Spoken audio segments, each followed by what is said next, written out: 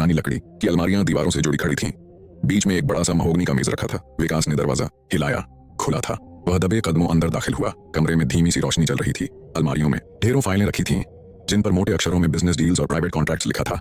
लेकिन उसकी नजर सीधे मेज पर जा पड़ी। वहां कुछ पुराने कागजात और एक मोटा लिफाफा रखा था। उसका दिल जोर जोर से धड़कने लगा। उसने कांपते हाथों से लिफाफा खोला। अंदर से कुछ पुरानी तस्वीरें निकली। उन तस्वीरों में दो लोग खड़े थे, एक उसका पिता देवेंद्र शर्मा और दूसरा राजेश मुखर्जी। विकास की आंखें तस्वीरों पर जम गईं। पापा और राजेश मुखर्जी के चेहरे पर एक अजीब घबराहट थी। फिर उसने तस्वीरों के नीचे रखे दो खत देखे।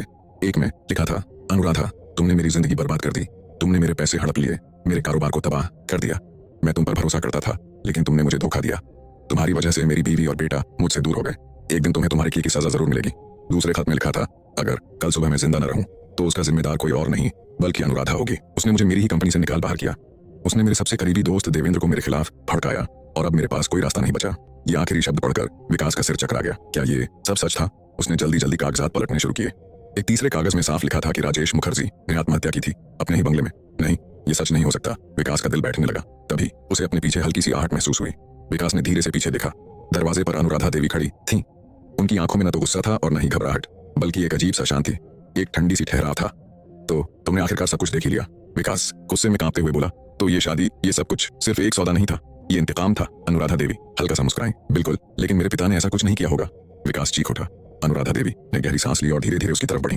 सच का सामना करना आसान नहीं होता विकास। तुम्हारे पिता ने मेरे पति की जिंदगी बर्बाद कर दी थी। उन्होंने राजेश को आत्महत्या पर मजबूर किया। झूठ, मेरे पिता कभी ऐसा नहीं कर सकते। विकास चीखा। अनुराधा देवी ने उसकी आंखों में सीधे देखा, जैसे तुम समझते हो कि मैं बेगुनाह नहीं। तो फिर सच क्या है? विकास ने गुस्से से पूछा। राजेश ने आत्महत्या नहीं की थी। विकास, वो आहिस्ते से बोली, उसे मारा गया था। विकास जैसे सन्न होकर रह गया। क्या क्या मतलब? और उसकी मौत की वजह सिर्फ मैं नहीं थी, तुम्हारे पिता भी थे। साक्ष्य कहाँ है? अनुराधा देवी कुछ पल चुप रही, फिर नरमी से बोली, हवेली की दूसरी मंजिल पर जो दरवाजा बंद है, उसके पीछे जो छिपा है, वो तुम्हें सच्चाई दिखा सकता है। विकास के रोंगटे खड़े हो गए। वो वही दरवाजा था जिस पर हमेशा कैमरे की निगरानी रहती थी। क्या उसके पीछे वह सच छिपा था जो सब कुछ बदल सकता था? अब वह सिर्फ एक मोहरा नहीं था। अनुराधा देवी का अतीत, हवेली के राज और अपने पिता का साया, सब कुछ उसके सामने खड़ा था। यह सिर्फ शादी का बहाना नहीं था, यह एक गहरी साजिश थी। लालच, इंतकाम और सच्चाई की एक लड़ाई, जिसका अंजाम अब वह खुद तय करना चाहता था।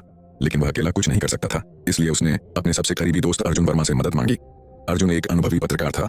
साक्ष्य चाहिए, अर्जुन ने गंभीरता से कहा, और वो साक्ष्य सिर्फ हवेली के राजों में छिपे होंगे। ऐसे साक्ष्य जो सिर्फ कहानी नहीं हो, बल्कि कानूनी कार्रवाई की नींव भी बन सके। विकास और अर्जुन ने मिलकर जांच शुरू की। अनुराधा देवी के व्यापारिक रिकॉर्ड्स, बैंक लेन देन, कानूनी दस्तावेज और हवेली के पुराने कर्मचारियों से संपर्क किया। जल्द ही उन्हें अंदाजा हुआ कि अनुराधा देवी सिर्फ बदला लेने वाली औरत नहीं थी, वो एक आपराधिक साम्राज्य की मालिक थी, जिनके काले धंधे देश के कई हिस्सों में फैले हुए थे। बैंक लेन देन में करोड़ों की संदिग्ध रकम, अज्ञात खाते और दो पुराने कर्मचारी अचानक लापता हो गए थे। लेकिन सबसे बड़ा खुलासा उस समय हुआ जब विकास को दूसरी मंजिल के एक पुराने बंद कमरे की चाबी मिल गई। रात की अंधेरे में विकास ने वह दरवाजा खोला। अंदर एक गुप्त अध्ययन कक्ष था। उसमें पुरानी फाइलें, तस्वीरें, वीडियो रिकॉर्डिंग्स और अखबार के टुकड़े रखे थे। दीवारों पर लगी खबरें राजेश मुखर्जी की रहस्यमयी मौत की ओर इशारा कर रही थीं। लेकिन एक फाइल ने विकास को हिलाकर रख दिया। उस फाइल में देवेंद्र शर्मा का नाम था। मेरे पिता, विकास के हाथ कांपने लगे। फाइल के मुताबिक राजेश मुखर्जी और देवेंद्र शर्मा एक गुप्त जमीन परियोजना पर काम कर रहे थे। जब देवेंद्र ने भ्रष्टाचार में शामिल होने से इनकार किया, तो वह एक रहस्यमयी हादसे में मारे गए। विकास के दिल में आग भड़क उठी। यह सिर्फ इंतकाम की कहानी नहीं थी, यह उसके पिता की इज्जत, उनके कातिलों को बेनकाब करने की जंग थी। अब समय आ चुका था। विकास और अर्जुन ने सभी साक्ष्य इकट्ठा किए और सीधे पुलिस कमिश्नर के पास पहुंचे। कमिश्नर ने शुरू में संकोच दिखाया, मगर जब गुप्त कमरे की फाइलें और वीडियो देखे तो मामला साफ हो गया। अगले ही दिन हवेली पर छापा मारा गया। अनुराधा देवी को गिरफ्तार कर लिया गया। जब उन्हें हथकड़ी लगाई गई तो वह जहरीली मुस्कान के साथ बोली, तुम समझते हो तुम मुझे हरा सकते हो? उनकी आंखों में अब भी नफरत जल रही थी। तुम्हारी नफरत ने तुम्हें खुद बर्बाद कर दिया, विकास ने कहा। उनका सारा काला धन और गैरकानूनी साम्राज्य तबाह हो चुका था। हवेली नीलाम कर दी गई। सारी संपत्ति सरकार ने जब्त कर ली। जब अधिकारियों ने विकास से पूछा कि क्या वह हवेली लेना चाहेगा, तो उसने इनकार कर दिया। नहीं, यह हवेली सिर्फ अतीत के जख्मों की याद दिलाती है।